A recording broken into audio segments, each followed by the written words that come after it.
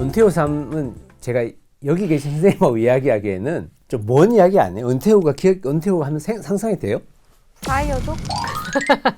은퇴 후에 살고 싶은 나라, 도시 뭐 이런 거. 은퇴를 한다고 하면 저 그래도 한국이 제일 좋은 것 같아요. 저는 한국의 의료보험 제도를 떠나고 싶지 않습니다. 맞아요. 저도 사실 그냥 은퇴를 한다 그러면 우리나라의 어딘가에 살고 싶지 사실은 말 그대로 스테이케이션 할 생각이 있어도 은퇴 후에 다른 나라 이민을 가겠다는 생각은 거의 안 해본 것 같긴 해요. 나이가 들수록 저는 병원 가까이 살아야 된다고 해가지고 그래서 그냥 저희 부모님이 사실 이민가 계시거든요. 네. 부모님 이야기를 들으면 뉴질랜드 같은 곳이 되게 살기가 좋긴 한 것 같아요. 겨울 되면 비가 좀 오면서 날이 전반적으로 흐려요. 그렇지만 춥진 않아요. 그러니까 영하로 막 떨어져서 막 우리처럼 이렇게 막 두꺼운 거 입고 그렇지는 않은데 그래도 조금 두꺼운 옷이 필요한. 그렇지만 뭐 우리나라 늦가을 정도 수준을 벗어나지 않기 때문에 나이 드신 분들 입장에서는 꽤 괜찮아요. 아픈 곳이 없는 거지. 추우면 되게 많이 계절이 확 바뀌거나 하면 안 좋거든. 몸에 건강에 안 좋은데. 그리고 여름도 엄청 덥지 않아요. 우리 여름에 지금 뭐 거의 40도까지 올라가기도 하는데 그렇게 안 되거든요. 그런 점에서 보면 은퇴하기에 좋은 나라도 역시 마찬가지로 날씨 영향이 크네. 저는 그래서 조금 더 자연을 벗삼아 좀 온화한 기후에 있을 수 있는 그런 곳들이 좀 은퇴하고는 더 좋지 않을까라고 이제 생각이 들어서 뭐 우리나라 같은 경우에는 저는 뭐 남해 이쪽에 가 있으면은 좀 좋지 않을까? 풍령이나 이런 쪽 아래쪽에 네. 이렇게 앞에는 막 바다나 아니면 이렇게 산이 쫙 이렇게 보이고 아니면 그 외 스위스 같은 산들 이렇게 쫙 보이는 일단 데 전세를 있잖아요. 보내야 되지 않을까? 상상은 할 수 있잖아요. 딱 상상하세요. 보이고 네. 이렇게 넓은 마당에 이제 개가 뛰어다니고 해가 막 이렇게 들어오는 통유리가 있는 거실에서 이렇게 책장 쫙 읽어서 책 읽을 수 있고 겨울에는 벽난로도 있고 막 이런 곳. 여러분 기후 변화가 앞으로 이게 어떤 문제를 일으키게 되냐면 바닷가에서 점점 사람을 못 살게 만들어요. 이미 이거는 기사화되고 있거든요. 여러분 조심하셔야 될 게 절벽이도 마찬가지예요. 이게 태풍이 훨씬 더 많이 온대요. 그래서 바닷가에 그래서 실제로 뉴올리언스에 하도 많은 그 태풍이 와서 점점 바닷가에서 예전에 바닷가에 사람들이 살았거든요. 점점 산으로 간다는 거잖아요. 산은 또 산불이 많이 난다는데 도대체 어딜 살아야 되지? 생각이 안 난다. 그냥 여러분 살고 있는 곳이 제일 좋아요. 네, 그렇습니다. 여러분이 살고 있는 곳이 제일 좋은 곳이라는 그런 뜻깊은 말씀. 이렇게 은퇴하고 나서 뭘 하면 좋을까요? 원래 하기는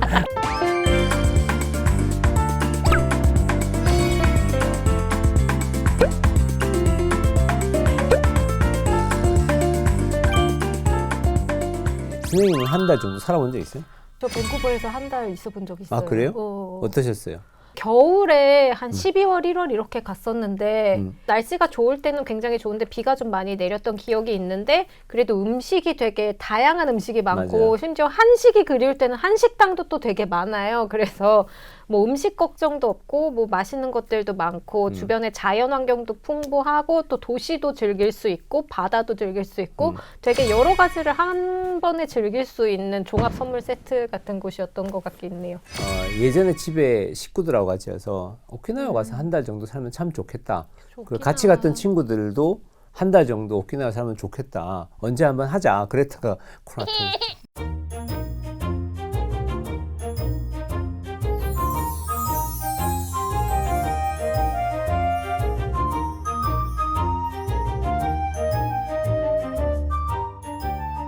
어떤 점에서 오키나와가 좋았냐? 물론 이제 오키나와 여행을 갔던 그 경험들이 좋았던 것도 있고요. 해산물 많고 물가도 싸고 그런 데다가 거기서 할 수 있는 게 되게 많잖아요. 바닷가에 있으니까 스노클링도 하기 되게 쉬웠고 네, 바다 나가서 있을 수 있는 시간도 많고 그런데 또 오키나와는 섬인데도 불구하고 울릉도도 마찬가지지만 산도 좀 있어요. 트레킹도 할 수 있는 장소도 있고. 그래서 그런 섬이나 아니면 바닷가에서 이렇게 한 달을 살아보고 싶은 그런 약간 로망이 있어요. 그래서 뭐 이렇게 기후가 온화한 곳이면 훨씬 더 좋을 것 같아서 저는 하와이에서도 한 달 살아봤으면 좋겠다라는 생각을 사실 해보기는 했거든요. 네. 근데 이제 거기는 좀 물가가 비싸서 물가가 비싸요. 근데 하와이도 하와이 섬이 많잖아요. 카와이나 지금 마우이나 이쪽이 제 생각에는 가서 한 달 살게 하기에는 딱 괜찮지 않을까? 뭐 물론 이제 뭐 오아후도 음식 먹을 수 있는 부분이 뭐 편하니까 맞아요. 먹기 좋죠. 쇼핑몰도 있고 뭔가 도시와 바다를 같이 그쵸, 느낄 같이 수 있는 있는 그런 장점이 오아후에는 있는 것 네. 같고 이태리에 사실 저 위쪽 북부 쪽에 있는 그 어촌 마을들 있잖아요. 거기를 뭐라 그러지? 거기가 선생님이 가봤다 그랬던 것 같아요. 칭쾌테레?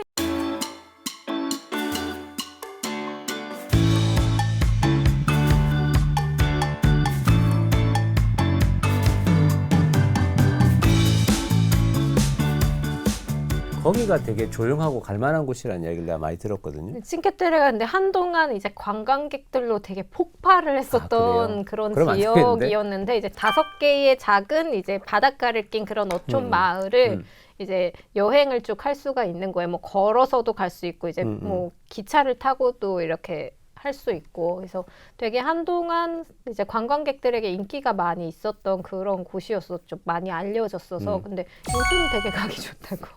그렇긴 하겠네요.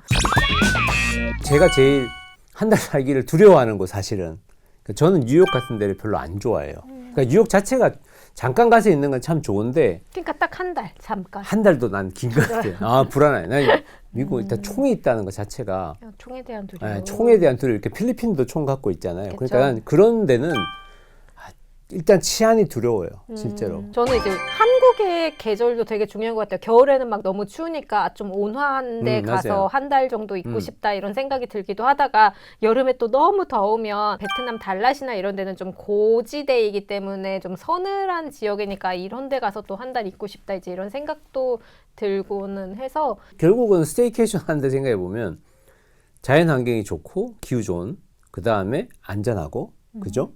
그 다음에 물가 좀 싸고 이런 데들이 물가가 저렴하고 그런 데 음식이 역시 맛있고 음식이 맛있고 그런 데들이 역시나 그죠. 공통점이다 그죠? 좀 그런 면에서 베트남도 되게 좋은 베트남도 곳이 괜찮다. 많다고 생각해요. 한 달 살기 할기 뭐 달랏 같은 경우도 그렇고 네.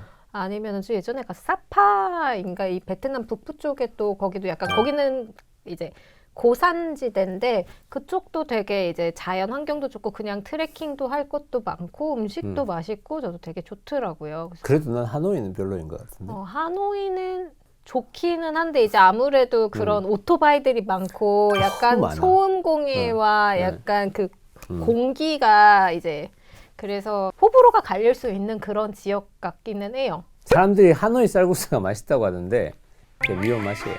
제가 봤을 때는 미원 맛이에요. 한 달 살러 갈 만한 곳들은 세상에 많이 있고요. 그래서 여러분들이 그런 곳에 가서 한 번쯤 한 달 살기 해보시는 게 좋을 것 같아요.